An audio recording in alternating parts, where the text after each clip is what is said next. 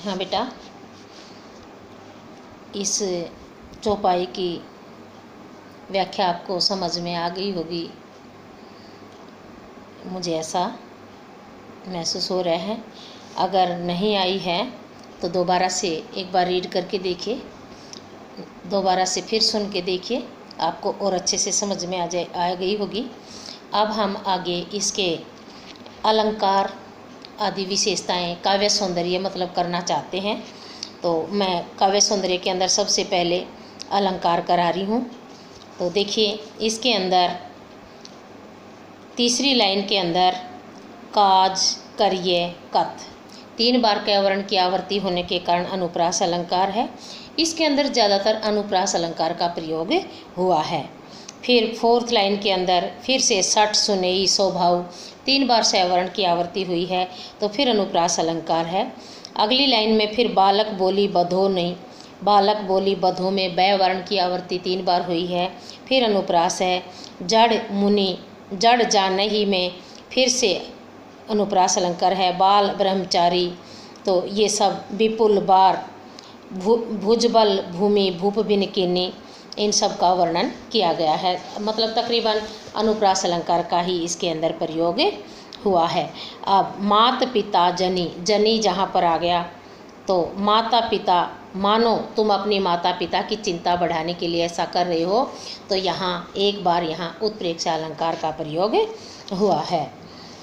भाषा बेटा हमारे इस चौपाई की, इस दोहे की भाषा कौन सी है? तुलसीदास की मैंने पहले भी बताई थी। तो तुलसीदास जो चैप्टर हम करेंगे पूरे की भाषा अवधी भाषा है। और ये किस ग्रंथ से लिया गया है? तुलसीदास ने एक बहुत बड़े ग्रंथ का निर्माण किया है जिसका नाम है रामचरितमानस।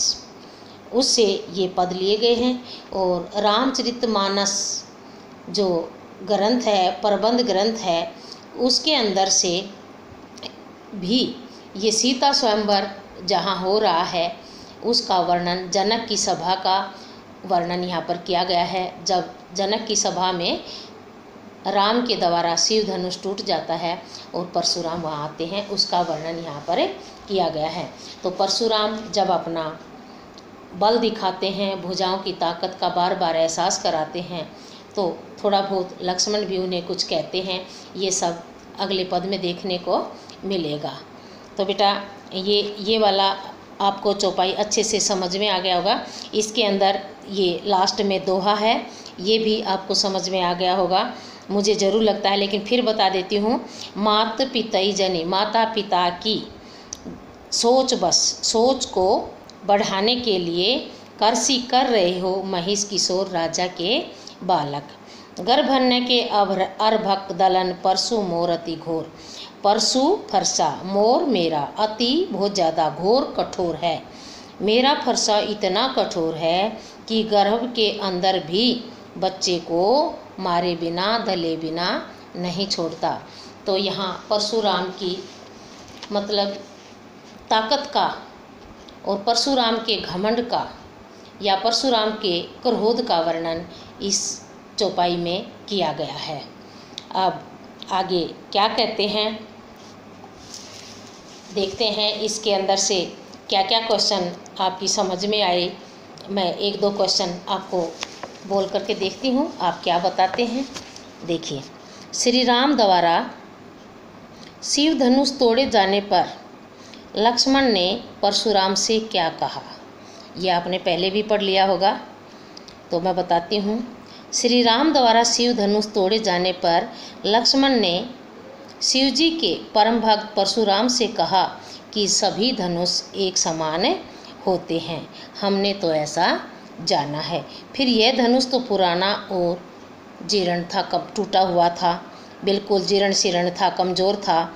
इसके टूटने से लाभ हानि क्या हुई है? आप इतना गुस्सा क्यों कर रहे हैं?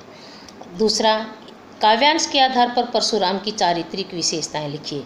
परशुराम का चरित्र कैसा है ये आपने इसके अंदर देखा होगा। परशुराम बालकों का वध न करने की बात कहकर मर्यादा का पालन करते हैं। वे स्त्रियों के प्रबल विरोधी हैं। वे बाल ब्रह्मचारी अत्यंत क्रोधी स्वभाव के हैं। उन्होंने अनेक बार पृथ्वी जीतकर ब्राह्मणों को दान में दे दी थी।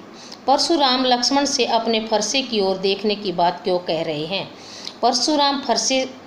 परशुराम अपने बल प्रताप के अतिरिक्त लक्ष्मण को फरसे की कठोरता का ज्ञान कराना चाहते हैं, ताकि लक्ष्मण भयभीत होकर उन्हें अपमानित ना करे।